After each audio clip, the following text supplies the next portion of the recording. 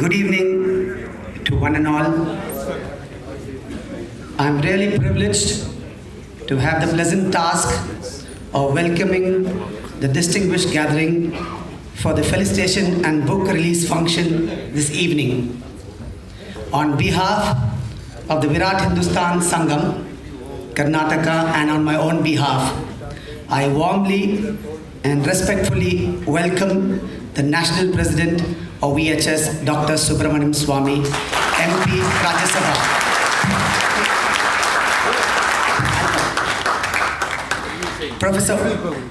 Professor Vaidyanathan, IIM, Bangalore. Sri Iyer, author of NDTV Fraud. Sri Jagdish Shetty, National General Secretary. Sri Suresh N. We are indeed grateful to all for graciously and readily accepting our invitation. We eagerly look forward to the address. My word of welcome goes next to all the invitees, VHS members, and all those ladies and gentlemen present here. I thank you all for attending. I look forward to a wonderful event to follow. I now invite Dr. Swamy, Professor Vaidyanathan, Sri Iyer, Jagdish Shetty, Suresh N, Sakundala Iyer on the stage.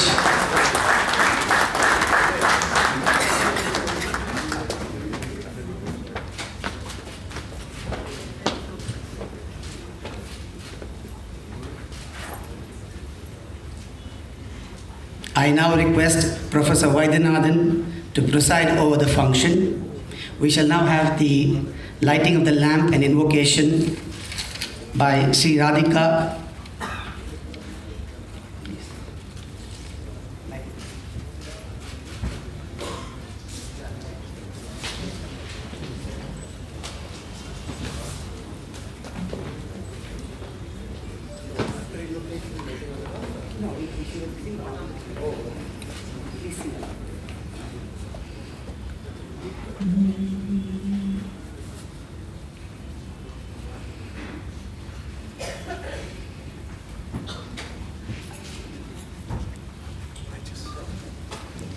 Shri Ganesha Sharanam Gajanana, Shri Ganesha Sharanam Gajanana, Devar Munivar Paniyum Dayakara, Shri Ganesha Sharanam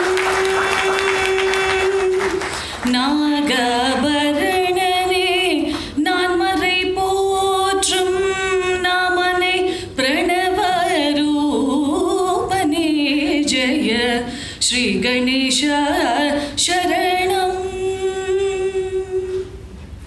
Padam Nambum Ramadasa Varadane Modaka Priyane Gauri Sutane Padanam Bum Ramadasa Varadane Modaka Priyane Gauri Sutane Adidevan Punadil Narullillaye Vedanum Malum Shaitolil Undo Shri Ganesha Sharanam Gajanana Deva Munivar Paniyum Dayakara, Shri Ganesha Sharanam, Shri Ganesha Sharanam, Shri Ganesha Sharanam.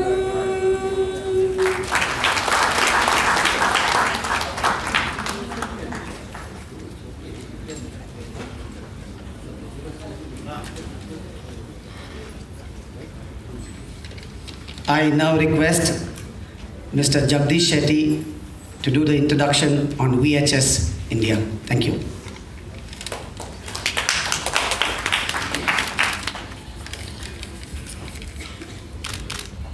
The president of today's book inaugural function, Professor Vaidyanathan ji, our BJP MP and VHS National President, Dr. Subramanian Swamy ji, the author of the book that is going to be released, Sri Iyer from Silicon Valley. As you know, the book is entitled NDTV Frauds. Then we have on the dais N. Suresh, our immediate past president of VHS Karnataka, Karnataka VHS President Nikunj Shah, Madam Sakuntala Iyer and friends. Bengaluru has played a very important role as far as VHS, Virat Hindustan Sangam, is concerned. Although we established formally the Virat Hindustan Sangam in New Delhi on 14th of September 2014, in the last Patriotic People Conference we had in Delhi. But as you know, the very foundation of this Patriotic People was done on 25th of December 2011 at Bangalore, when we had the first PT conference. In fact, I don't think there was any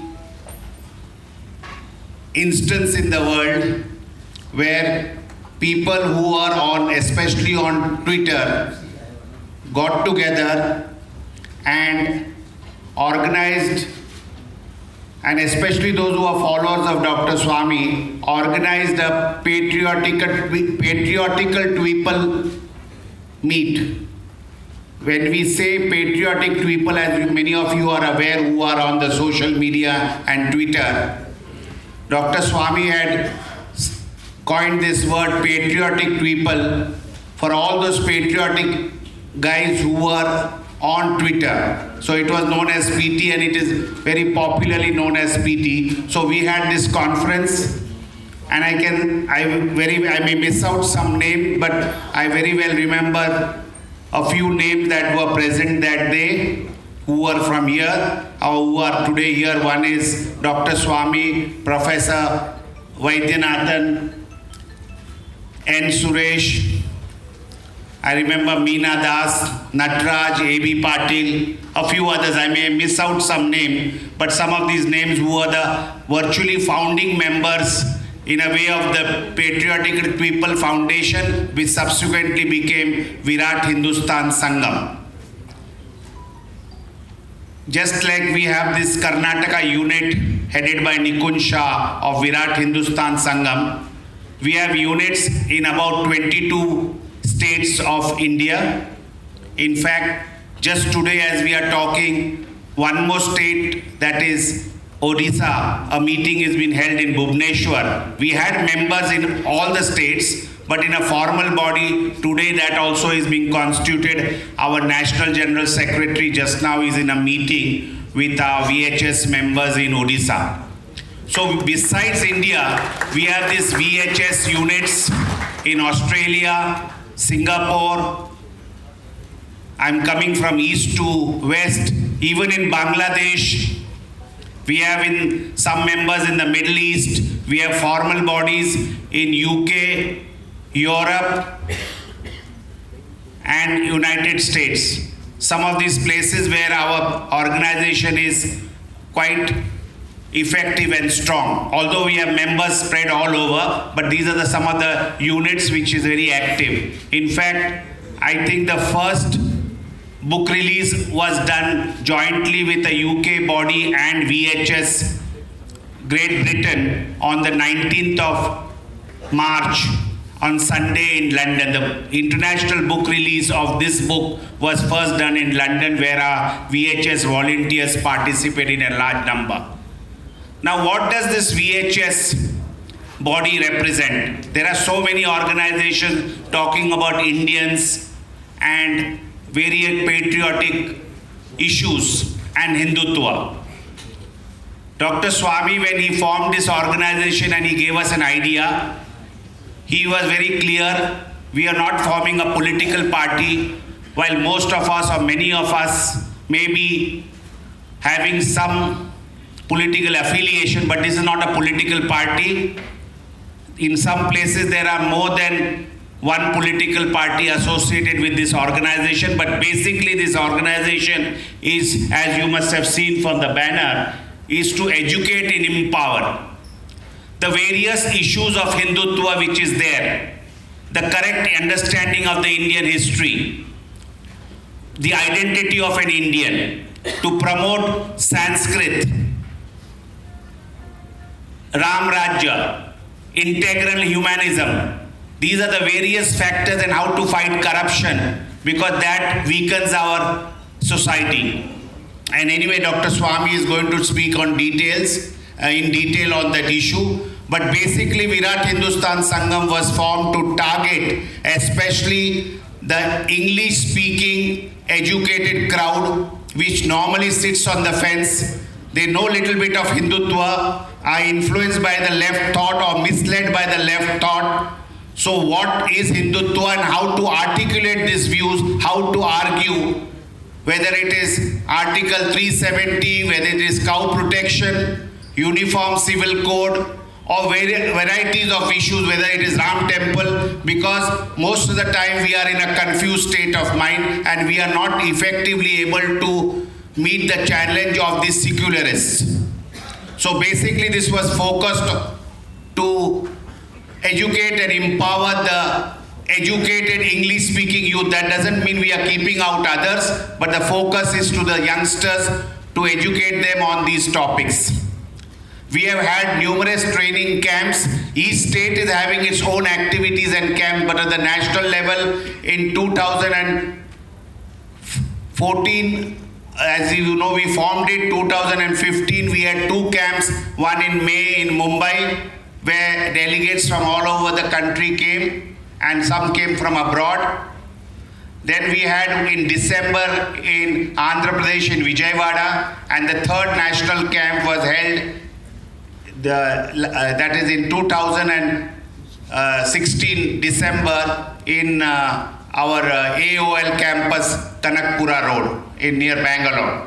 So we call speakers who talk on different issues. Dr. Swamy is present, whether it is a 1-day camp or 2 days camp. Dr. Swamy is present with the delegates.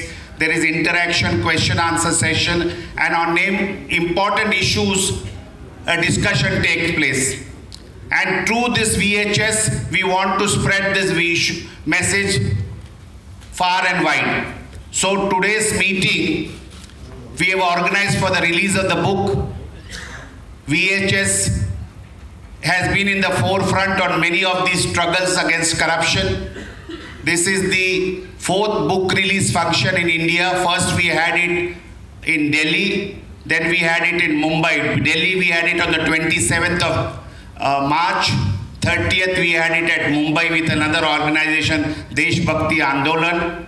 Then 31st we had it at Chennai, where Dr. Swamy and S. Gurumurthy spoke. And today is the last function in this series of having this function organized by VHS Karnataka.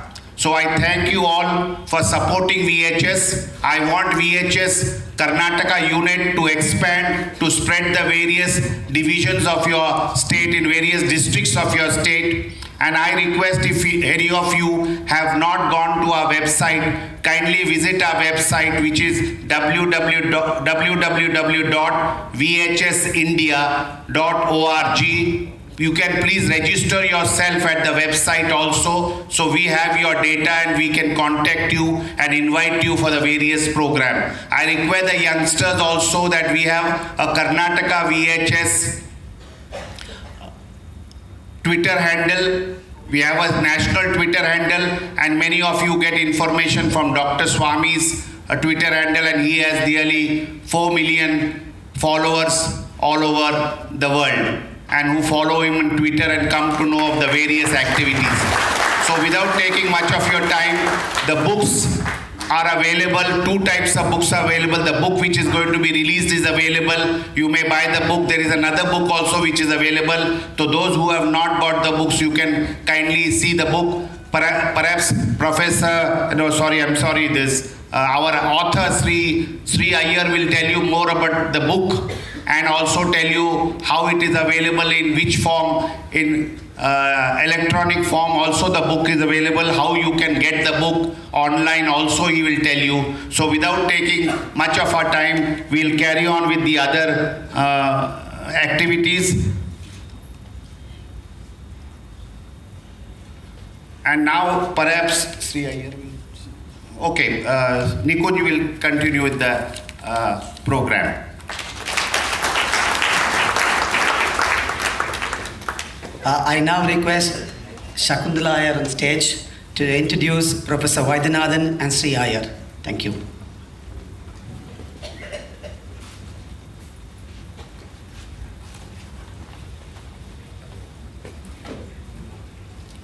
However much vision we have, I cannot read without chashma. I'm sorry, I'll take a minute.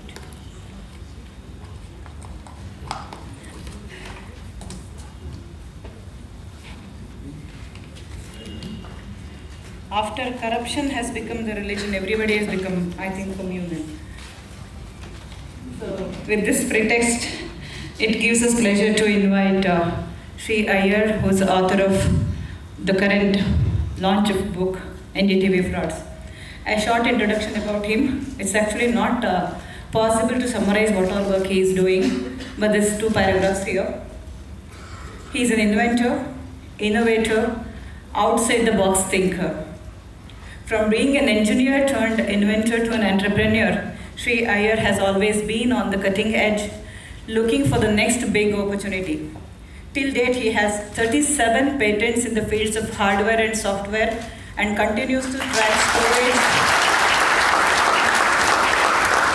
and encryption technologies. Lately, he has diversified into systems engineering, architecting systems that span multiple technologies from medical to semiconductors. And the brain, look at it. Many of his patent-based applications are used extensively, encrypted storage, flash card reader, to name a few. In 2015, he started an online company, www.pgurus.com, with a focus on providing insights for the global Indian. P-Gurus has grown into an independent, fair and accurate portrayal of India. It has blogs and in-depth articles that primarily cover 4 aspects of India: politics, business, culture and investing. P-Gurus has the most extensive coverage of Augusta Westland VVIP chopper scam, Raga saga, I do not expand, Rahul Gandhi's British citizenship saga, NDTV, and within quotes, the Chidambara Rahasya, and many more. P-Gurus also writes about new technologies such as blockchain, the future of e-commerce, financial instruments, and all matters relating to money. P-Gurus combines advanced technology with in-depth content to provide a compelling narrative. And about the book, after the launch, Sri Iyer will speak as what compelled him to write a book on NDTV frauds, which you listen to him directly. And today's president, Professor Vaidyanathan, who has been probably familiar to Bengalurians, is a professor of finance and control at UTI, chair professor in the area of capital markets. His areas of interest are corporate finance, investments, portfolio management, risk management, and pensions. He is the chairperson for the Center for Capital Market and Risk Management, CCMR, at IMB, Indian Institute of Management, Bengaluru. He is a national fellow of ICSSR. He has published a number of articles in India and abroad on corporate finance and capital markets. He has also published extensively about the role of unincorporated sector in the Indian economy, which is very important to the Hindu cause. He has published 2 books, one on the non-corporate India and other on pensions facing the future. He has been a consultant to various organizations such as HLL, LIC, ITC, BPL, and a number of banks. avid blogger, followed by more than 50,000 followers on Twitter. Professor Vaidya is a very interesting personality, keeping warm humor as undertone of his speeches. Professor also have retired by now, but available to public services. But we heard recently that he is retired and retained by Indian Institute of Management. To add one laurel to his credit, he has been a professor to Subramanian Swamy at Shastra University. I now request Professor Vaidya to launch the book, dedicate the book to Bengalurians formally.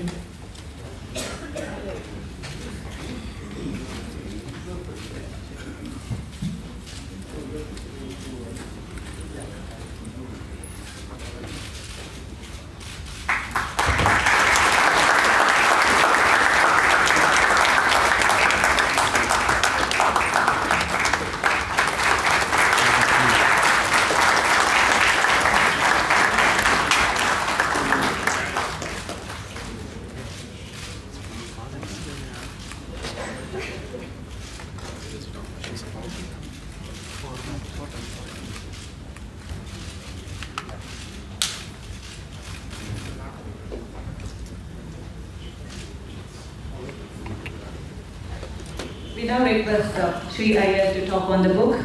Now there is a live cast of this on Twitter, Facebook. You can inform your friends who are not present here. Sri Iyer.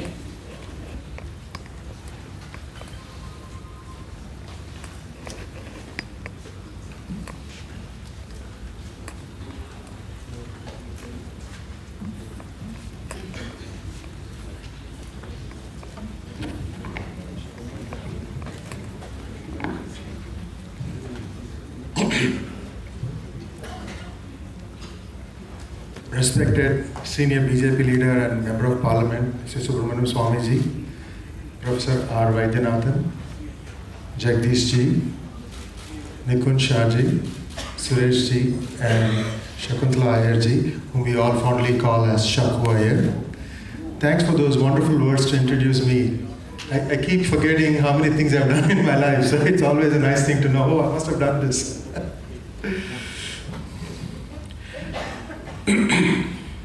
First off, I'd like to thank this esteemed audience for taking the time from your valuable weekend to come for this event.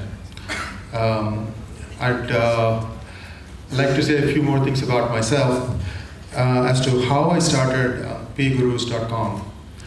What I found in the lead up to the 2014 Lok Sabha elections was that the correct picture of India was not being conveyed in the media outside of India, because the media coverage inside India was slanted, and most of the world news organizations were just picking it up and therefore giving a very communalized picture of Narendra Modi, the prime ministerial candidate. That's how this voyage of P Gurus began. As to why I wrote this book,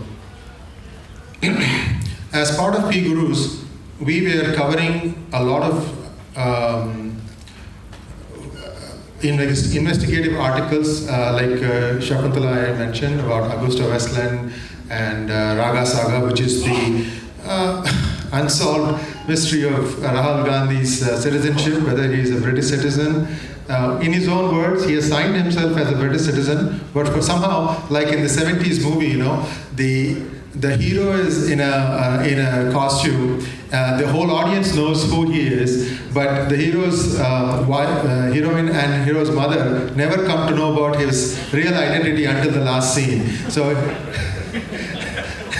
the same thing is being played out in our parliament, and in fact we put out a cartoon about the masterly inactivity of two individuals, one of whom was responsible for the murder of the wife of a minister in the UPA, and also of the citizenship of Rahul Gandhi.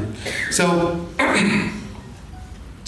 when I looked at all the different articles we did on NDTV, many of them were very in-depth, because the purported crime, that of tax evasion and money laundering and staff manipulation, is not something that common persons do in a normal day of life. There was intricate transfer of money moving through multiple countries, and then money was brought into India with the sole aim of not having to pay any taxes.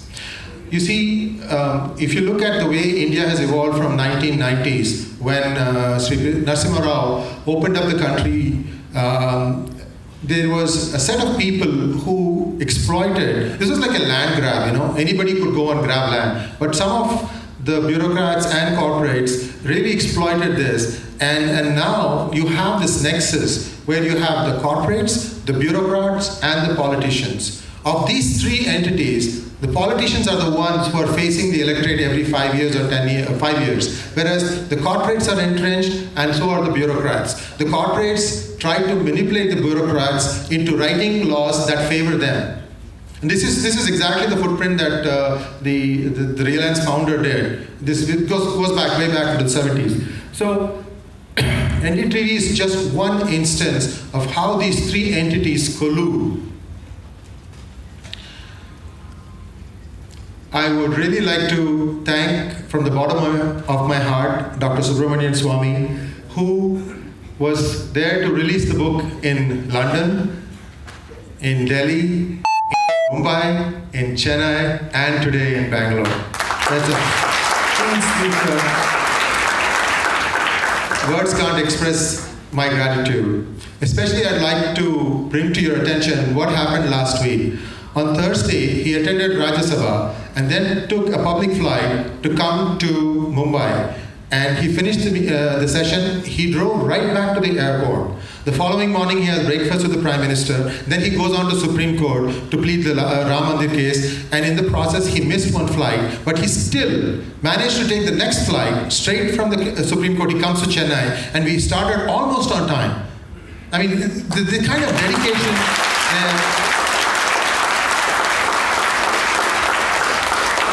You have to see it to believe it.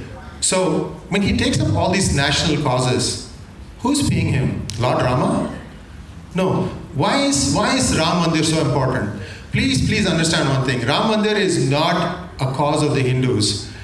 Our civilization, our great Bharatavarsha, has been in existence for more than 8,000 years. But in the last 1,000 years, it came under attack by two different types of races, and we still have managed to stand upright. However, in the process, a lot of us have forgotten our identity as to who we are.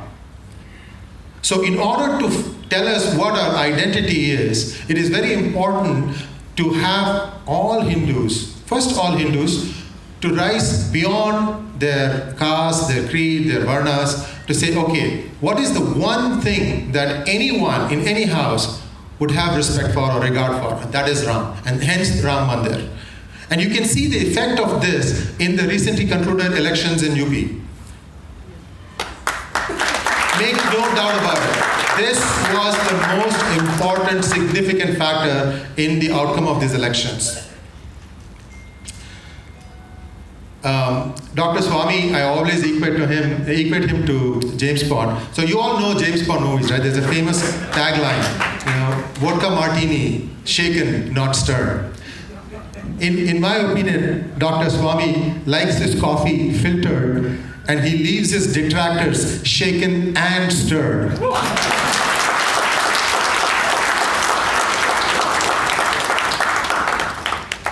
Professor RV and I have been together in this journey of P Gurus for the last 2 years.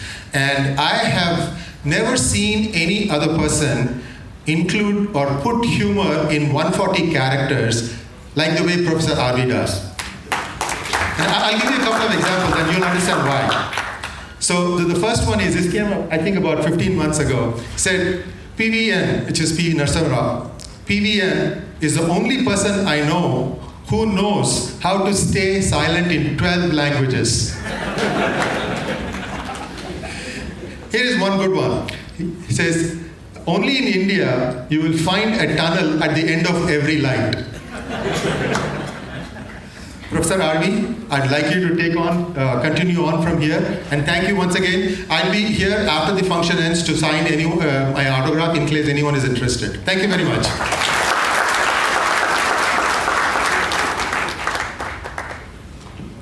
I now request Professor Vaidyanathan to address the audience. Thank you.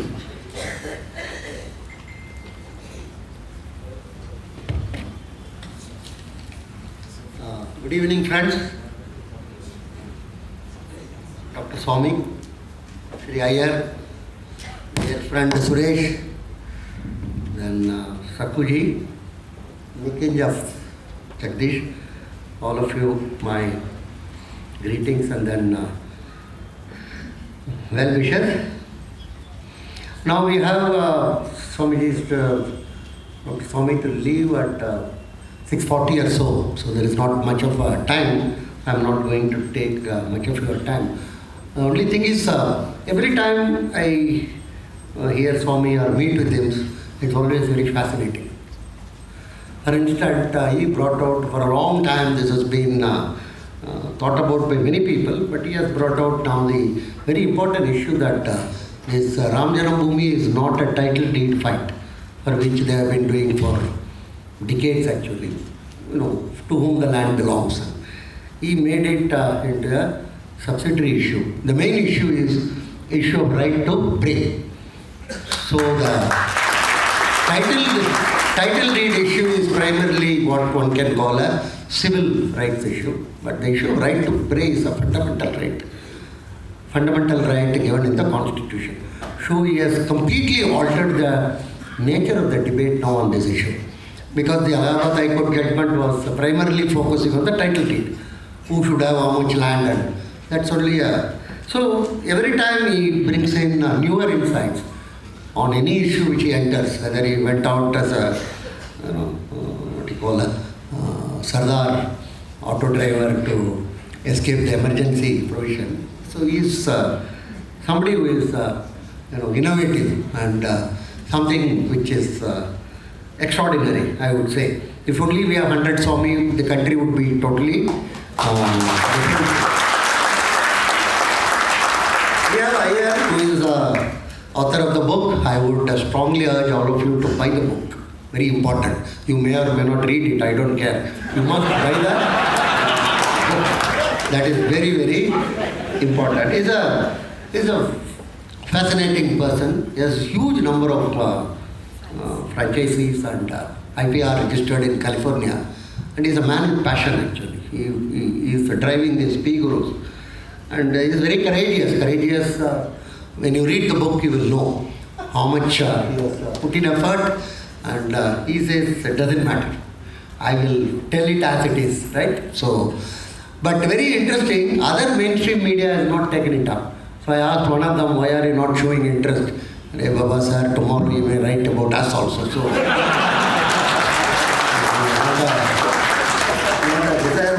the silence of the media is fascinating. Huge amount of material has come out of the income tax department on the previous finance minister, P. Chidambaram. The entire Tamil media is silent. He's from that state actually. There should be at least some debate, some discussion of that. One is not telling that all of that is right or wrong, but the debate should at least be there. No. There is a total radio silence on that. So the media is something very interesting. Actually, in that context only, when we are discussing about corruption and black money, this becomes an extremely important thing. One of the pillars of our republic, namely the media, has completely lost its moorings. So the mainstream media is not anymore. When I was in school, people used to argue, and finally a clenching argument will be, it has come already in the newspaper. So then there will be silence. People will accept it. Particularly in those days when you say it has come in the paper Hindu, that is the end of it. After that there are no more arguments. But today you can't, if you say it has come in the paper, everybody will laugh at you actually. Or they may say the opposite is true. That is the way in which. So the credibility of the media is substantially eroded. I hope they get the point. That is very, very critical, because that's one of the... See, there are some institutional pillars which are getting eroded in the whole process. We had a president actually, lady president, everybody told women empowerment. After she left, the report suggested 22 trucks were taken to her village. And the reports also mentioned, I don't know, I hope it's not true, the trucks were not returned, including the material inside. structure also kept. And there were a lot of discussion that she wanted the Rashtrapati Bhavan annex to be packed and other thing. That Agarwal packer told, no sir, we have never done any of these things. I have here got Inca book of record, but he has never packed a building. So, you see, the next president, he went out of the Rashtrapati, he came back and returned the pen. He, by mistake, he has taken that pen. He said, this doesn't belong to me. When his brother came, it appears, he insisted the bill should be paid by him, who stayed in Rashtrapati Bhavan. And when all his relatives came from Ramnathpuram, he took them, they all went around Delhi and Taj Mahal and all those. All that trip he wanted to pay, and he did pay. And all his assistants are, they were shocked actually. They had never seen any president paying from their pocket. The president's pocket, other people's pocket, of course, they pay. So, see the contrast you can see actually. So, it's not that everything is lost. There is always some, what one can call, but the general institutional structure is in deep crisis. Judiciary, media, two institutions which people normally used to have certain amount of respect. So what has happened is this has spread a lot of cynicism among people. If certain judicial decision is given, immediately the average middle class people, oh, you would have purchased the judge. That's a reaction actually. It may or may not be true, but that is not important. The general perception is there is a huge amount of erosion of acceptability and neutrality of these institutions. Media, you don't even have to ask. People immediately, so you get a lot of advertisement, you would have got this, you would have, so no need to believe. So ultimately what matters is credibility of these institutions. So corruption is eroding in various aspects of our public life. Government, ministers, MLAs, no need to mention about it even. But some of these other institutions, and that is one of the important things has been highlighted in this, one of the major and important institutions, not necessarily from viewership point of view. It might be having 1% viewership or something. Because English TV channels are not having huge viewership. But in terms of influence, in terms of its ability to have the decision makers, policy makers to come on their studios and discuss, that is phenomenally high. And all these institutions are in crisis. And I think it is important. People like Dr. Swamy are fighting it, but much more important is bring back certain amount of probity in public life. Very important. These institutions like judiciary and media, as one of my friends was suggesting, those days, Anil Dawani is no more, unfortunately. He also used to work with Ram Jethmalani. So some of these people wanted to file as early as 2011, that tax haven and other thing, you have to file a case against all this, public interest, right? So there was a huge discussion and they went, and then the person in the court, the administrative cadre, clerical cadre, he was also very, very unhappy about level of corruption in public life. He told it's a very good decision, sir. You must fight it. It's not something which you should. Then he asked, now you want to file it? Then he told, yeah, no, wait. There is another judge who will come. That will be more favorable. This judge, he asked many more, much more. To fight corruption cases, this judge will ask you more funds. So this is where we have landed ourselves in. So that's a type of it was told that in one of the high courts that the judge got very furious. And he told the lawyers representing both the parties, you gave me 50 lakh, he gave me 60 lakh, what do you think of yourself? And the lawyers were trembling. He told, I am returning him the 10 lakh. So that both are 50 lakh. Now the law will take its own course. So this is the type of what one can call humor which we have landed ourselves in. The institutions which used to be having enormous amount of credibility and respect are getting eroded. The only way is to bring back what one can call probity. Go back to our shastras in terms of nirhankara and aparigraha. I think these are the two fundamental principles which should be enshrined in our constitution, not socialism and secularism. non-covetousness. Do not covet other fellows, whether it is wealth or whether it is gold or whether it is woman or anything. Non-covetousness. That is the most important in terms of aparigraha. Nirahankara in terms of having enormous amount of self-aggrandizement or self-pride, or that I am. In Tamil, there is a huge, very famous proverb by an elderly lady, Avayar in Tamil. What you have learned is only handful. What you have not learned is actually the entire globe or entire world. So, not necessarily in terms of knowledge, in terms of wealth, everything.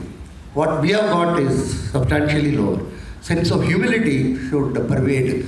And this is extremely important. And maybe for the coming decade, this should become one of the mantras which should drive us. That the probity in public life, we have to bring it back. We have to bring back the qualities of leadership which fought for our freedom. There were, Kripalani, there were Sardar Vallabh Patel. Even after independence, we had Kamaraj. So many type of leaders who had a sense of purpose, who had a sense of doing things. I think it is required for us to work on that basis.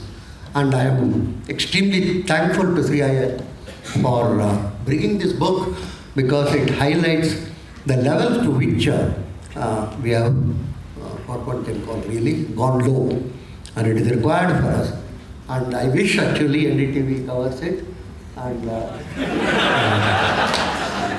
also do what is popularly known as exclusive with Sri Iyer. NDTV exclusive with Sri Iyer on his book would be a crowning glory of his thing.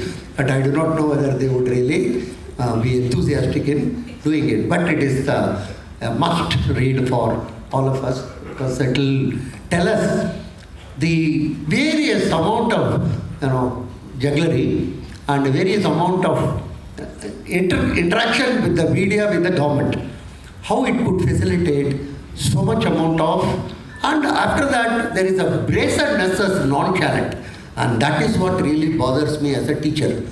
It's not just you are corrupt, you are brazen. Nothing will happen to me type of an attitude, that, and even if it is well publicized, it comes out another thing, it's all right, what is there? So you go around the country, you talk about democracy, you talk about freedom of expression, you talk about claiming purity in public life, and after enmeshing yourself in a couple of hundreds of crores. So this brazenness has to be, definitely, we should have a full stop for it. You cannot be brazen, you cannot be nonchalant, you have to pay a price. Now we have come to a situation where we feel, it's all right, God will punish him, that type of a situation. Law will punish him, people don't anymore think about it actually.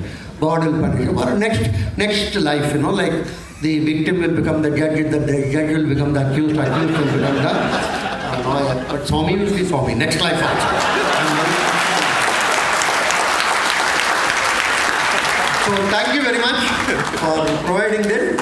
And as I mentioned to you, do kindly buy the book. And my own book on black money and tax haven is getting released in June by Dr. Swamy. I would request you to, all of you to buy that also. Very important, right? Read, I cannot, see, I can't tell my students to read anything. How can I tell you? Thank you very much.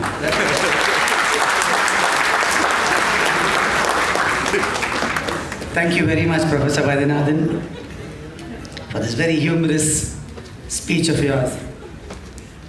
On behalf of VHS Karnataka, we would like to felicitate Dr. Swamy for his contribution and service to the nation. I'm too small actually to talk about him, but I'm going to do this today. Dr. Swamy, eminent economist, former cabinet minister, senior leader BJP, member of parliament, Rajya Sabha. After obtaining his PhD in economics under Nobel laureate Simon Kuznets and Paul Samuelson in 1964, he began teaching economics as a professor at the Harvard University. He returned to India in 1970, joined IIT Delhi as a professor of economics. In 1974, he was elected from UP to the Rajya Sabha. He fought the emergency imposed by Srimati Indira Gandhi in 1975 despite a MISA arrest warrant issued against him and subsequently declared a proclaimed offender by the government. Later he escaped from his underground to US, campaigned abroad with NRIs against the emergency. Nevertheless, one day on August 10th, 1976, he entered the Indian Parliament undetected. In spite of the arrest warrant, and escaped again abroad, shattering the competency of the government. This led to Mrs. Gandhi declaring early general elections to the Lok Sabha. Since 1974, Dr. Swamy has been elected 5 times as a member of Parliament, 3 times Lok Sabha and 2 times from Rajya Sabha. Twice Lok Sabha MP from Mumbai, once Lok Sabha from Madurai, twice Rajya Sabha MP from UP. He has been Union Cabinet Minister for Law, Commerce and Justice and also Chairman with Cabinet rank, Commission of Labour Standards and International Trade, GATT Commission. He persuaded the Chinese Supremo Deng Xiaoping in April 1981 to reopen the Kailash Mansarovar route for Hindu pilgrims and let the first batch go there. He got a stay from the Supreme Court and prevented the demolition of Ram Setu. Dr. Swamy was instrumental for the exposure of the 2G corruption involving A. Raja, P. Chidambaram and others by filing a writ petition in the Supreme Court and successfully fought numerous PILs and corruption cases in various courts of India. He has filed case in the Supreme Court against the EVM used in elections, and Election Commission has now conceded to Dr. Swamy's suggestion to give paper print out visual verifications of the vote cast by the voter. The voter printed record can be stored and counted in case of disputes in AVM records. He was the first among those who advocated disbanding of the Soviet Union-based socialist economic policies and implementing market-based liberalized economic reforms in the country. A Minister of Commerce, Law and Justice in 1990 to 1991 in the post of cabinet rank in P.V. Narasimha Rao governments prepared the blueprint for the reforms. Dr. Swamy is considered an authority in the Chinese economy and especially comparative analysis of the India and China. In 1975, he authored a book titled Economic Growth in China. In short, economist, Harvard professor, senior BJP leader, and a great human being.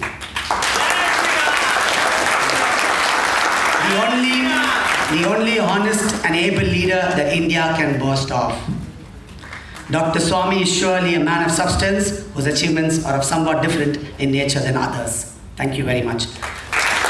He would be now felicitated by Suresh N., technologist with industrial automation and robotics background and thereafter the information technology background, currently specialized in cyber forensics into technical education and skilling, an ardent media watcher and a student of Sanatana Dharma, needless to say, a fan, a follower of karmic yogi Dr. Swamy.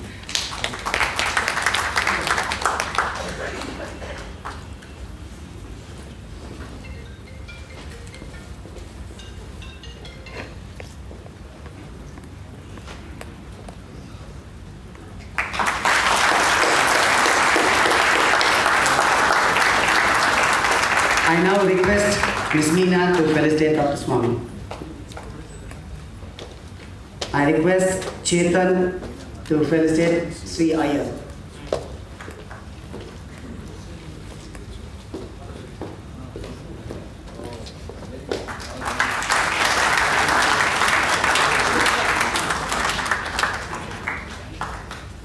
I request Rohit us to felicitate Professor Vaidyanath. I now request Sudhir to present the shawl to Mr. Suresh.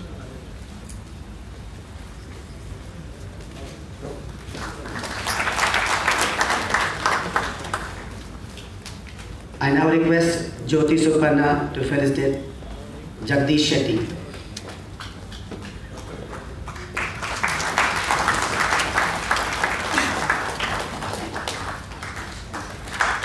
So what the audience is waiting for was Dr. Swamy's speech, and now the floor is open to Dr. Swamy.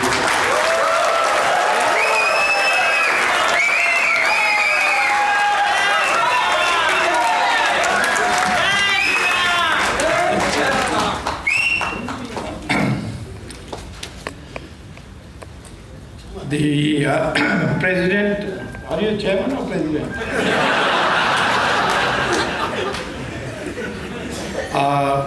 Professor Vaidyanathan.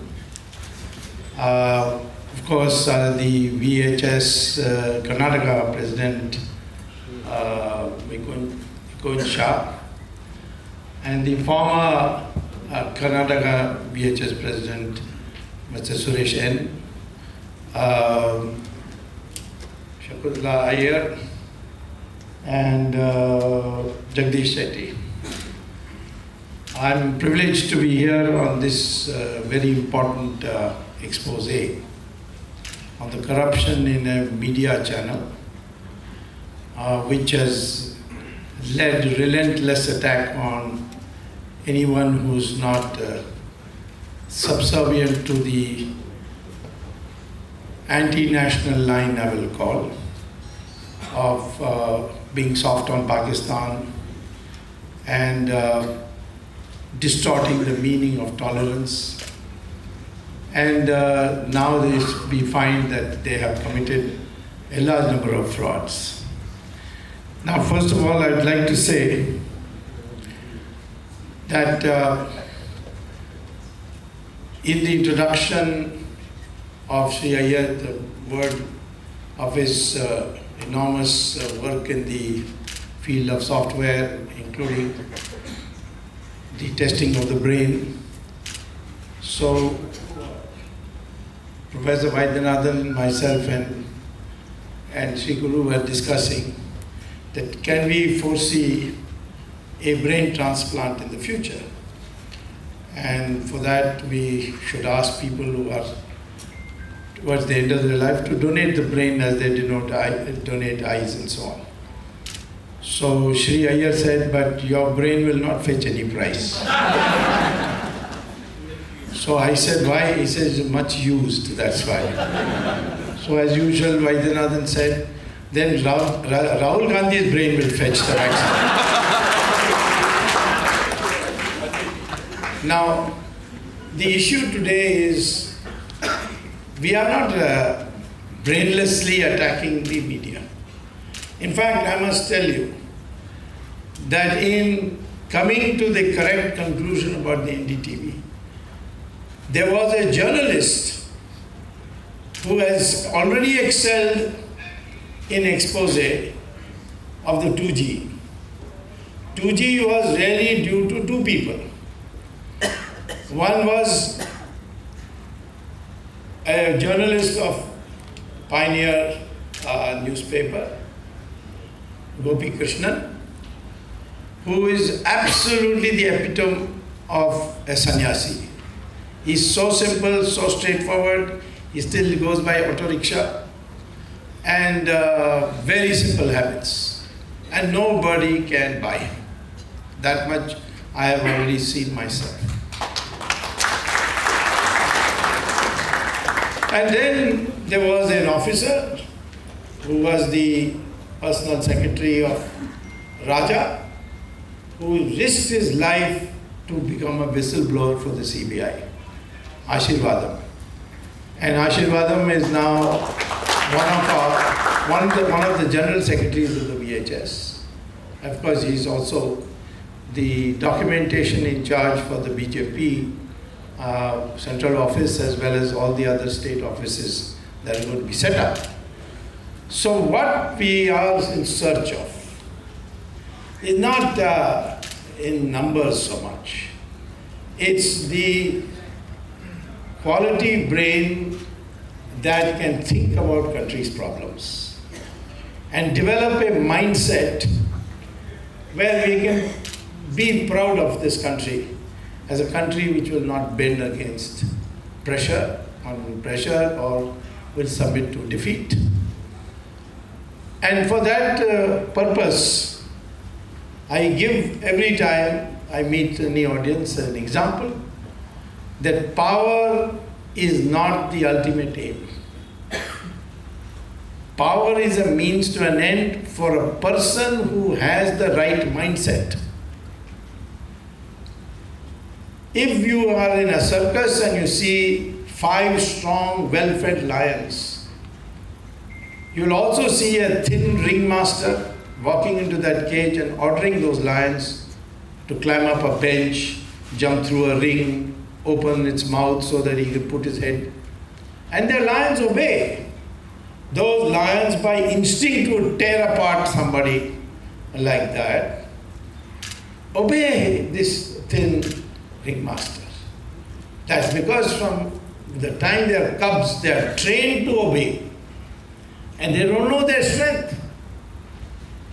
Because their mind has been set to obey. And that's why people used to ask me, your friend Manmohan Singh, why is he such a, why does he submit to Sonia Gandhi? Well, he's also a Singh, but he's a circus Singh. And Sonia Gandhi acts like a ringmaster or ring mistress, whatever. So, I say this is what the British understood and created this Macaulay, who changed our educational system to tell any amount of lies necessary to make you feel inferior. I know when I went as a student to America to get a PhD, I was 62. They still thought that Asians have tails. And they used to ask this kind of question. And they couldn't believe that in a class I would challenge Samuelson that the theorem he was writing on the board will lead to a wrong answer because he had made a mistake. But the greatness of Paul Samuelson was, first he came where I was sitting and said, what did you say? I said, you have made a mistake and you will not be able to prove this theorem. So then he asked me to come to the blackboard and show him the mistake which I showed him. And then he said, all right, after class you come to my office. Now my classmates, when I sat down, told me, have you bought your ticket to go back to India or not? Because now you're finished. When you go there, he will say, you're out. Instead, Samuelson appreciated what I said and said, you and I should become joint author, and together we wrote the theory. That's what teachers are supposed to do. They're supposed to encourage their students to question. The questioning mind is the most important thing for a democracy. And here in our country, we don't question. In my party, people say, why are you questioning the GST? Because there are some bad things in it which had to be corrected. I had lost my professorship at IIT only because I said that Soviet socialism will never work in India. We need market economy. We don't need to take foreign aid. We can produce the atom bomb. I wrote this all in a book. And Mrs. Gandhi then read out the book. In Parliament, she was holding temporary charge of finance. At the budget debate on 19th March 1970, she read out the book and said, here is this man coming from America and telling us all this, and on state expense, which is IIT was of course government run. He's a professor in our country. What must he be doing to our students? And a few days later, I was out on the street, dismissed by a one-line order. A full professor of the IIT dismissed by one-line order. That effective from 5 o'clock, and the letter was delivered to me at 5:15. Effective from 5 o'clock, you are dismissed. And I told when I went and met the director, he said, how can you dismiss a full professor like this? He said, well, I got orders from the top, you go and fight in the court. I did fight in the court. After 22 years, I won the case.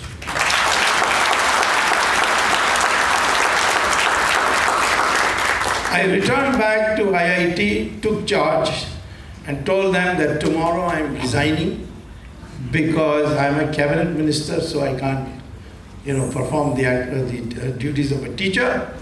And anyway, I don't want to sit with you people. but you owe me salary for the last 22 years at 12% interest rate. Had I been a professor for those years, I would never have earned so much. But of course, the IIT is now negotiating with me, even now, saying that not 12%, maybe 5%. So no, I will raise it. Every time you say this, I'll raise it to 12, 13, 14.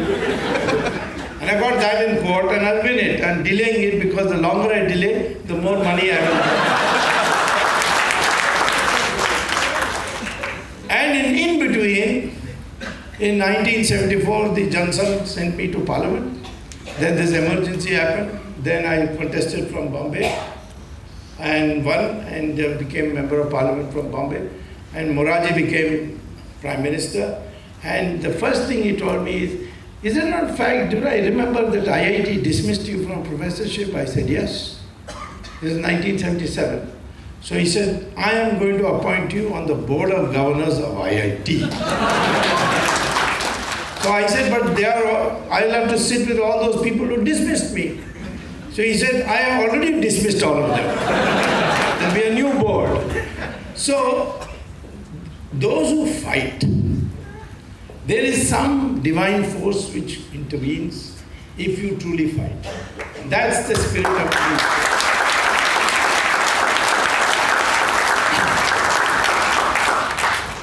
People are all the time living in fear of what will happen to me. That must go. If something is wrong and you feel strongly about it, you take a stand. If you suffer, after some time you will get 10 times more than what you had before. That is called faith in your moral principles. And that is what Virat Hindustan Sangam is trying to inculcate. Now see, Sri Iyer, 37 patents, lives in a lovely place in San Jose, California. Now why does he have to bother about what's happening in India? I first came across this pgurus.com when the congressman was started screaming in Parliament because of the Augusta helicopter. He had published an analysis in which everything was there. And the congressman quoted this, that the dangerous, this is a sedition, this is sabotage, blah, blah. And so he started writing analysis. And this book is an example of that. Now, let me say one thing. We are not against journalists. I know there are many journalists. My own daughter is a journalist. I know the Hindu newspaper, which is left of center, and they don't share my ideology at all. But I know them personally. They are totally incorruptible, I can say. They are, as I told you, give you the example of Gopi Krishna, totally upright. There are a large number of such journalists. But the dominance has come for the corrupt elements in our society to capture the media, to manipulate the minds of the Indian people. And I'll say anything. Once I gave a speech in Varanasi Hindu University, and I said that people don't realize that Ravan was a Brahmin, and a Kshatriya killed him, namely Lord Rama. And the Brahmins didn't say, oh, this man killed a fellow Brahmin. All worship Rama. That's Hindu society. And you know what the Times of India published? It said, Swamy said to the BHU students that Ravan was a Dalit, and that's why he stole Sita. Totally different. Now you see what impression it will create. The Dalits will probably come in a demonstration outside my house. That is done deliberately. But then you see, I have learned law. So I gave them a notice and said, give me 10 crores. Now, after that, the Times of India apologized and saying that we made a mistake. So how can you make a mistake like that? But they do. Now, I went the other day about 2-3 days ago to the Supreme Court on Ram Mandir. What did I say? The court said the other parties, the Muslim parties, first complained that I had not given them notice. I said, why should I give notice? You are on for property. I am for my fundamental rights. And fundamental rights is superior to the right to property because right to property is an ordinary right. But my right to pray, my right to my faith is a fundamental right, so it's superior.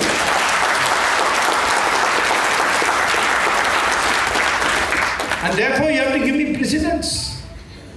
For 26 years, the Allahabad High Court considered a suit which was filed in 1949. And that too because of an order of the Supreme Court.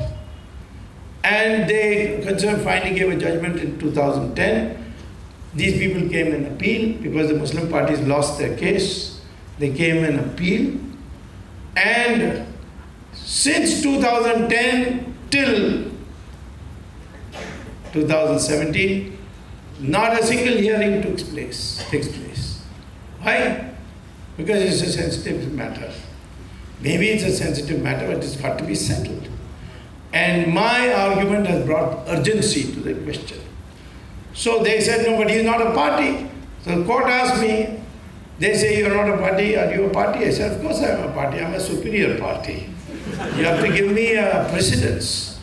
Then they said, we are already overloaded, and that's the truth. There is, a fight between our government and the judges on the appointment of judges, and in which I think my government is wrong. And I told this to Narendra Modi myself. Why are we fighting with the judges? They want a national judicial, you want a national judicial commission. They want majority in it, give them the majority. And the committee of 5, 3 will be judges, 2 will be 1 prime minister, 2 leader of the opposition. So this 5-member committee will select the judges. Now, do you mean to say if the prime minister objects to an appointment, the other 3 will outvote him? So all that the judges want is the majority should be with them.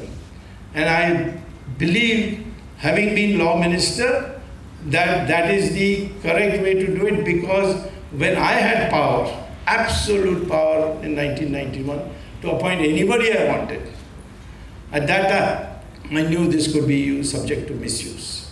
And a lot of people who don't deserve to become judges, because they were favorites of politicians, they were being appointed.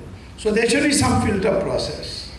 Now anyway, the issue is that we need a cooperative system where this country can only function by consensus.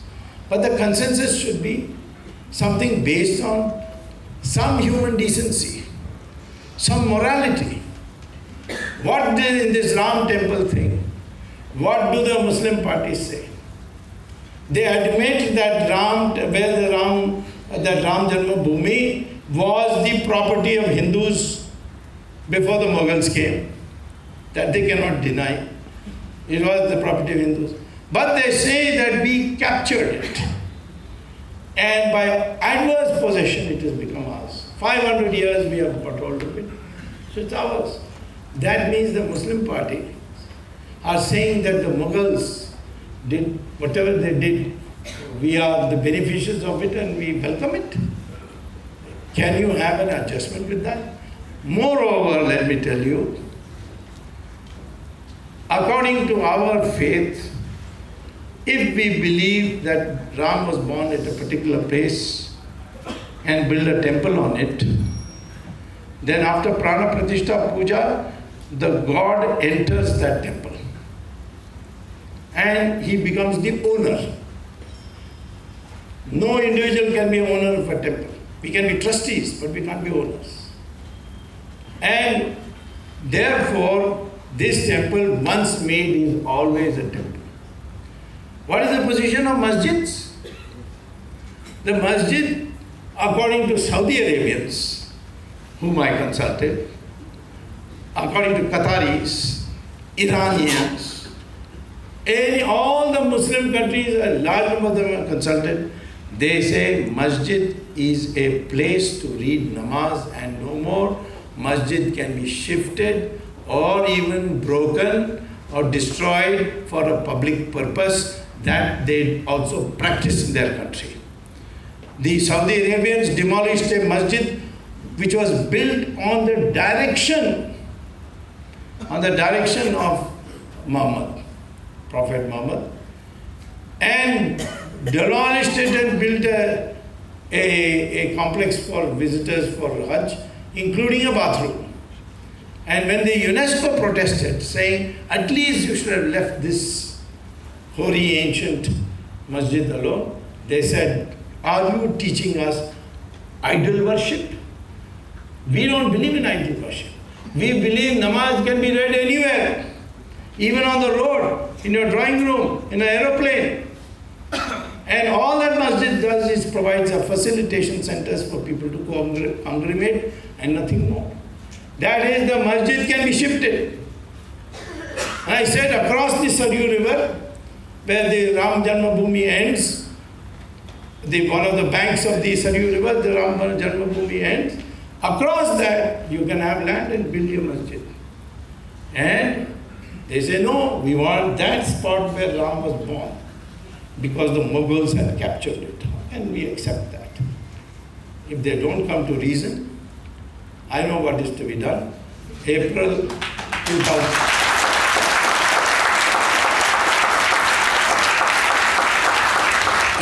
2018, BJP will get majority in the Rajya Sabha also.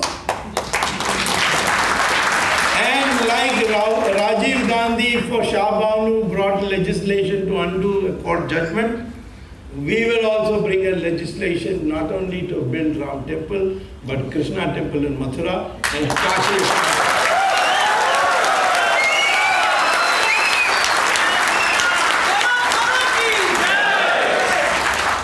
We have not named Virat Hindustan for no reason. We could have named it Virat Hindu Sangha. A lot of people said, why? I said, no. Any Muslim who accepts that his ancestors were Hindus, those we consider as Hindustanis, and one of us, we have the same ancestors, both have Hindu ancestors, and that's the truth, because the Journal of Genetics in several universities, including the University of Cambridge, University of Mysore, and the University of Houston in the United States, says that Hindus and Muslims have the same DNA, which means that their ancestors are Hindus. Muslims accept, yes, in private they all accept. But one day Farooq Abdullah told me, my ancestors are good Saraswat Brahmins. So I said, why don't you say it publicly? He said, are you mad? The mullahs will kill me. And second, I must tell you, where the Muslims are in minority in any country, they behave according to the majority behavior. Where they are in majority, there is no doubt. Saudi Arabia is in majority, no temples can be built, no Diwali can be celebrated, nothing can be done. You can't even carry Ramchandraji's photo in your pocket. You can't do Satyanarayana Puja inside your house. They are very clear, their mind is clear. Our mind is not clear. We are always confused, like Arjuna was on the battlefield, put down his armory and said, how can I kill my brother? And in the middle of the battle, then Krishna had to explain to him. So therefore, we have to understand this collective psychology of the Islamic community. In Saudi Arabia, no place for minorities. No temple, out of the question. In Australia, United States, they are in minority. But there, Australia says, uniform civil code. All Muslims agree. One mullah one day said, no, it's better we have Sharia. So the Prime Minister said, you want Sharia, go to another country. This country will not get anything except uniform civil code. And next day, all Muslim groups passed a resolution, sent it to the Prime Minister. This mullah is an idiot, we all want uniform civil code. They can accept it there, they can accept it there. But they won't accept it in India, because here, the majority is not united. And therefore, Muhammad himself recommends in Sirah and Hadith that where the majority, non-Muslim majority is not united, they push and push and push. Where they are united, the majority, surrender. It's called al-taqiyya. So what is the message to be done? Somewhere we have to tell them that this far and no further. In Uttar Pradesh elections, 20% of the population is Muslim. The BJP couldn't find a single candidate who Muslim said no harm, all Hindu candidates. And we won even in Muslim areas because the Muslim women voted for us. There are 115 constituencies where Muslims are a dominant factor in the elections, even though not majority. We won there without setting up a single Muslim candidate. Because the Muslim masses, when they are not under the supervision of the mullahs, radical mullahs who are probably financed by the outside forces, they are people who want to live in peace. I met so many Muslims who say, we are ready. We only want a masjid in Ayodhya. And you have already found a way. But the mullahs say, this is the beginning of the end. They will start like this. Of course, there's no doubt that we are not going to stop with, as I said, with Ram Parliament. In fact, I met these on the urging of the Supreme Court. I met these Muslim parties, and I said, I am giving you a Krishna package. They said, what is Krishna package? I said, 40,000 mandirs you broke and build masjids on it. We don't all want it all back. 3 we want. Mathura, Ayodhya, and Kashi Vishwanath. So they said, how is this a Krishna package? I said, Krishna during Mahabharata war went to Duryodhana and said, you have Hastinapur, you have Indraprastha, but give 5 villages. But that idiot didn't realize, and he said, no, I will not give even the space of the tip of a needle. And he lost his life, he lost Hastinapur, he lost Indraprastha. So with you also, give this 3 or all 40,000.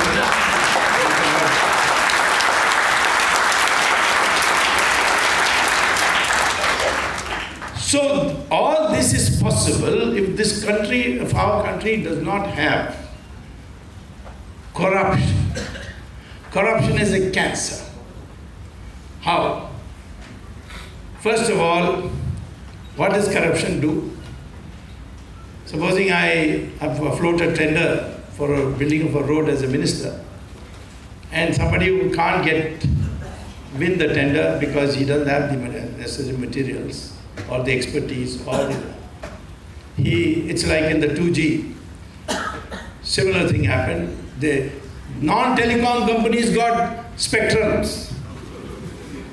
So he pays a bribe to the minister and said, you manipulate the tender so that I get it. And the minister does it, he gets his money, and the inferior party gets the tender. And what happens? The roads are built and there are potholes. In one rainfall, potholes. We build the best roads in the world. In Malaysia, Nigeria, Iraq. In Iraq, we built such a first-class road during Saddam Hussein's time from Basra to Baghdad, that George Bush said, I never knew that Saddam Hussein could build such good roads. Well, he didn't build such good roads. He contracted with the Indians and we built it. But in our own country, we can't build roads. Bombay is supposed to be the richest city in India and perhaps all of Asia, and you find every road has big potholes. Why should it have potholes? Because of this corruption. You get substandard goods, adulterated goods, if there is corruption. 2, with this money, what does the man do?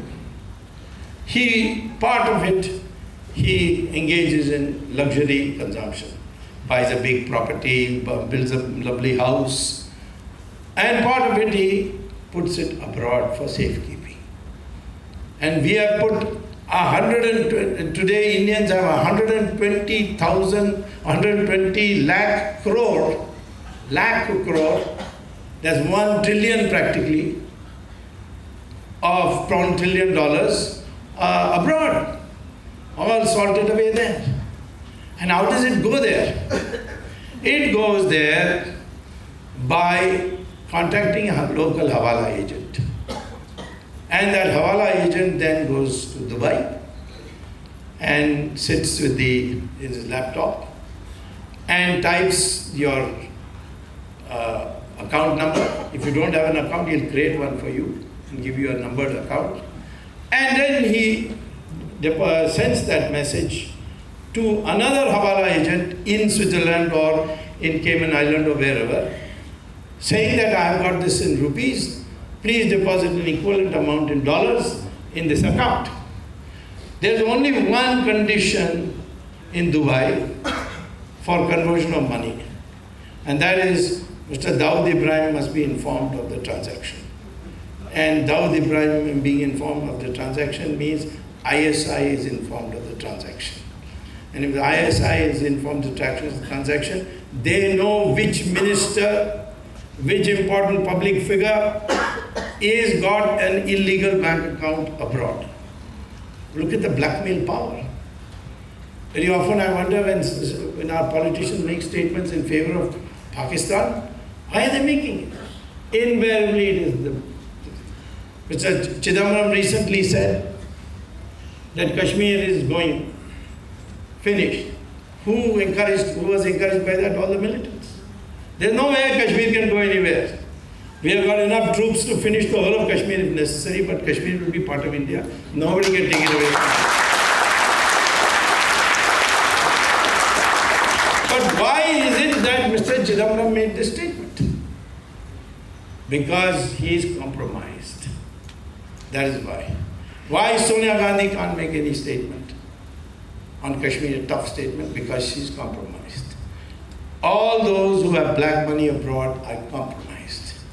If your politicians are compromised, how can you fight a war if tomorrow it comes? We are being bled every day. We have to take a side. Whatever you may say about BJP's performance, one thing is in these 3 years, they have not been able to bring out a single corruption case against anyone on earth.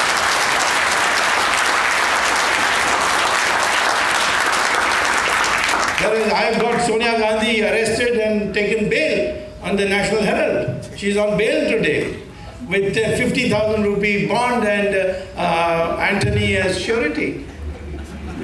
So is Rahul Gandhi. And Chidambaram, on Monday, the matter is coming up Supreme Court. I'm hoping to send him very soon to Tihar jail.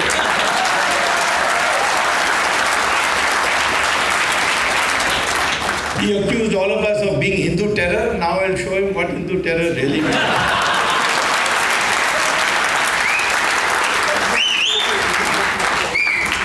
So this is the second effect. Third effect is, with my money, I start investing in large property. Property prices shoot up. Build luxuries with all kinds of marble, air conditioning, etc. All the luxury goods, industries, profit starts shooting up. At least 25% it is today the rate of return on luxury goods. And as a consequence, future investment, why they should go making goods for the common man? When you get 5% return on your rate of return on your investment, they shift that money to luxury goods production. That's why today 5-star hotels are built all over the place and it's always full because people are using black money there. If we had done better planning, I'm sure that this demonetization would have worked much better. But the fact is there was no planning and the finance ministry is guilty of that. And that's why its effect has been minimal, but fortunately Modi ensured that it didn't lead to a major setback for us. But we will fight the black money issue. We're not going to let go. And the issue for you today that you have to know is that this corruption has distorted your investment priorities from the common man's goods to luxury goods.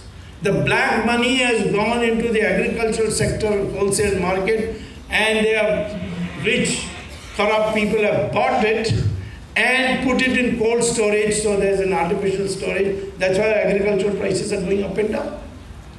There's no reason for agricultural product prices to go up today, yet it is going up because of the hoarding that takes place thanks to the forward trading that rich people are able to do. So therefore, your national security is compromised, your investment priorities is hurt, you you're unable to take tough decisions, and you get substandard goods, adulterated goods, all because of corruption. The only way to fight corruption is 2 or 3 ways. First is that you must catch big people first, not police constable, clerk, and so on. Catch the big people. Then everybody will say, if they can be caught, I can also be caught. That fear will come. So that's why I'm concentrating on big people. People say, oh, you're all the time chasing Sonia Gandhi. After a poor woman, she's trying to be a good bahu in our country. She wears a sari, she puts a bindi. So I say, I'm no fool. Because when Ravan came to kidnap Sita, he came dressed as a sannyasi.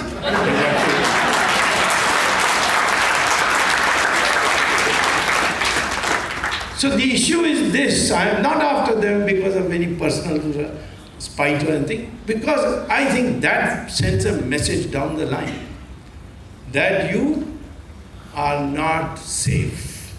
And automatically, as the old saying goes, Yatha Raja Tatha Praja, the rest of the people will start changing. And therefore, we have to set an example at the top. One way is this. Second way, well, there are many ways, but I'll tell you the most effective way, which I'm persuading our government to do it, but we haven't got majority in the Rajya Sabha, we are not able to do it. But we will do it. One way, before I tell you the real effective way, is the way the Germans did. The Chancellor Merkel found that she got intelligence information that our neighboring country, Liechtenstein, is running a secret number bank accounting. And many German officers are keeping money there. So she took a trip to Liechtenstein, told the king, we want these names, please give it to us. So the king said, listen, this is our main business. And if we can't maintain confidentiality of name, can't keep names confidential, nobody will put money and we'll be ruined. So she went back and then called a meeting and said, what shall we do? So one senior official suggested, why don't we bribe the senior-most financial officer of the bank and make him give us a CD of all the names, so that he may want some high price and we should pay. So she said, good idea, give him whatever he wants. So they contacted the senior-most financial officer of the Liechtenstein bank and said, we want these German names and any price you name we pay. So he said, I want $500 million.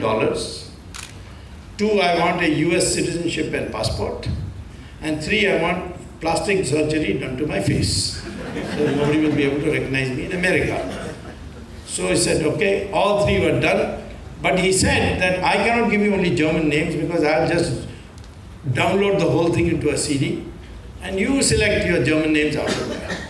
So the Germans, they got the CD, separated the German names, but found that people of 22 countries had bank account in Liechtenstein.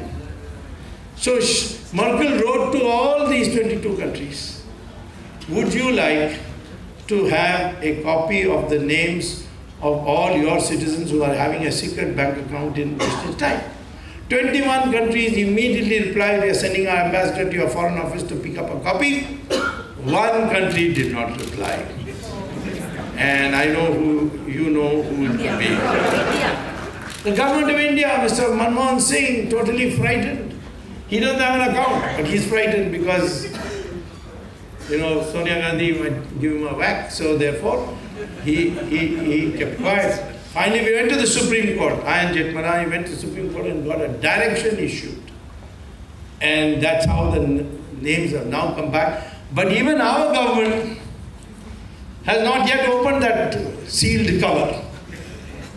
Somebody is nervous, I think, in our government. So, I think you people are more intelligent than I thought. But I know that will come. But the most effective way is to pass a legislation. Why I said I have to wait till we get majority in the Rajya Sabha. Pass a legislation that in these 70 countries which have secret banking, any Indian citizen has an account, that account is hereby nationalized, and that country's government has a responsibility to give us not only the money in that bank, but all the details of the bank. And this is what is supported by a resolution passed in 2005 by the United Nations called, it was a convention on corruption. And this resolution said that any country which passes this resolution, they will immediately, the United Nations will immediately intervene with these countries and ensure that it is complied with. Egyptians have done it. They got Marcos's money. Not Marcos, that fellow, what's his name, the Italian guy? Mubarak's money. Then same thing with Gaddafi. The Libyans have got the money. And Marcos' money in Philippines, they've got that by this route. We can also do it. So therefore, I'm just waiting till we are in a position to do it. The Prime Minister told me that he didn't know about this, so asked me a note. I've given him a note. But we have this question whether we can get it through the Rajya Sabha, because a lot of people in the Rajya Sabha will also be affected. This, by the way, is my 6th term in Parliament.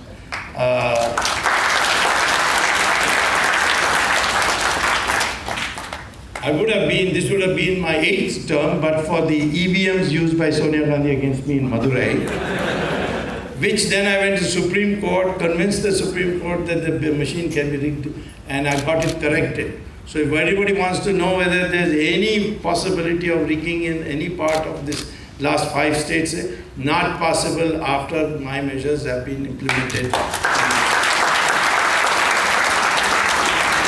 So anyway, the issue is that I know many of them. They have accounts. And we need to get this 120 lakh crores back, which means how much? 30 times the income tax revenue. So if for 30 years I can abolish income tax because I'm getting this money, then all of you will be very happy because you don't have to pay income tax. Income tax anyway is being covered by 2G spectrum scam auction. So you don't have to worry that you have to wait for that. If I have a right by a signature to abolish income tax, I'll do it first thing because it's the most horrible tax. People in agriculture don't pay at all. No income tax is paid for agricultural incomes. In the non-agricultural sector, you have poor people who are below the line, they don't pay. Then the people who are very rich, they've got chartered accountants to tell them how to write expense accounts and so on and so forth. I think you are an expert in black money, no? So, therefore, it's this middle class, young professionals who are trying to make it, who get harassed by these people. And therefore, I think this country's rate of saving will boom if we abolish income tax. So corruption must be got rid of as a social evil, as a evil which is a cancer on our society. Not because this is the way to settle scores with anybody. It is something that will immediately increase our growth rate from the present 7 or whatever percentage to 12, 13. And if we grow at 12% for 10 years continuously, we will overtake China and teach America a lesson through our ability to So that is the key factor. And what we feel is that the information that we make available should be available to the public. There the media comes. But if the media itself is corrupt, then what do we do? And I think I rely on the good sense of the honest components of the media and encourage them to show that the corrupt ones will be caught and punished. And that's why this book has been written. I strongly recommend that you read it and congratulate Sri Guru, Sri Iyer. They're all Iyers there. She's an Iyer. Then this is what Vaidyanathan Iyer told me. He's also an Iyer. I'm also an Iyer. At least that's what I was told when I was born, that I'm an Iyer. And there's one to now his daughter-in-law is an Iyer, so Vaidyanathan has anointed me. Jagdish Shetty also is an Iyer. And Nikun, of course, looks like an Iyer. Anyway, these things don't matter at all. All these castes, varnas were built for division of labor, for decentralization of economic power, and not birth-based. I say again, all our DNA is the same. Whether we are scheduled caste or Brahmins, the DNA is the same. That's what the DNA studies say. And if you educate the scheduled caste, there will be no different from anybody else. Ambedkar was educated because he had a Brahmin teacher. He took his name also. By the way, Ambedkar's original name is not Ambedkar. His teacher was called Ambedkar. And he said, "You are a very bright boy. You must go to America and get the best education. But there will be a lot of problems you'll have, so you change your name from Mahal to mine." So that's how he became Ambedkar. Ambedkar's own wife was with us in the party in the 70s, and she herself told me that. Savita Ben Ambedkar told me this. And he went to Cambridge, to Columbia, got a PhD in economics. A very wonderful thesis. When written, 1916. I know the prejudice in the United States against Asians in 62. What it must have been in 16, but he sparkled there, got a PhD, went to London, got a law degree, and came to India. Sardar Patel made him chairman of the drafting committee of the Constitution, produced a first-class Constitution by piloting these bills and amendments and so on. It's very hard work, which he did. But till 1990, till the Janata came back to power, he did not get the Bharat Ratna. And Sardar Patel got it under my signature. I remember in 1991 when Chandrasekhar asked me, I looked at the list and found Sardar Patel name missing. I told Chandrasekhar, "Yeah, tum jhut bolte ho," he said. It will not be possible. I showed him the list. Then, under my signature, I sent a proposal to PM. PM cleared it. And for the first time in 1991, Sardar Patel got Bharat Ratna. Congressmen complained that we are stealing all their idols or their icons. Well, you didn't give him this Bharat Ratna to Sardar Patel. How can you say he's yours? In fact, I looked at the files and found that the Bharat Ratna was given from 1954. And the first person who got it was Jawaharlal Nehru. And the file it was written, "I, Jawaharlal Nehru, recommend the name of Jawaharlal Nehru." This is what the Nehru family is. He was a scheduled caste. So therefore this distinction. That is why we talk about Hindutva, the dominant DNA message we want to deliver. Thank you very much.